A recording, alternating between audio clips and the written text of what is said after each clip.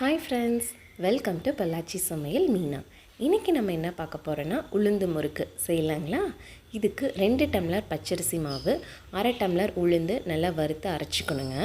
பாருங்கள். அதுக்கப்புறம் கொஞ்சமாக வெண்ணெய், கொஞ்சமாக சீரகம், அதுக்கப்புறம் தேவையான அளவு உப்பு போட்டுக்கணும்.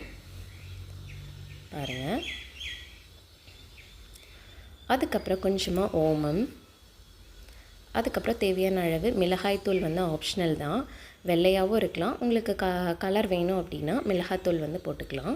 அதுக்கப்புறம் கொஞ்சம் கொஞ்சமாக தண்ணி ஊற்றிட்டு நல்லா ஒரு சாஃப்டான பதத்துக்கு பிணைஞ்சு எடுத்துக்கலாம். பாருங்கள். அதுக்கப்புறம் கொஞ்சமாக வெண்ணெய், ஒரு 2 ஸ்பூன் பக்கம் வெண்ணெய் போட்டுக்கலாம். பாருங்கள், நல்லா சாஃப்டாக வந்துருச்சு மாவு. அவ்வளோதாங்க. அதுக்கப்புறம் முறுக்கு கொல்லில் எடுத்து அதில் வச்சுட்டு ஒவ்வொன்றா சுட்டு எடுத்துடலாம். பாருங்கள், புழிஞ்சு எடுத்தாச்சு. எண்ணெய் நல்லா காஞ்சதும் ஒவ்வொன்றா போட்டுக்கலாங்க. என்னோடய சேனல் உங்களுக்கு பிடிச்சிருந்தா லைக் பண்ணுங்கள், ஷேர் பண்ணுங்கள், சப்ஸ்கிரைப் பண்ணுங்கள் அண்ட் கமெண்ட் பண்ணுங்கள். பாருங்கள், எண்ணெய் நல்லா காஞ்சிருச்சு.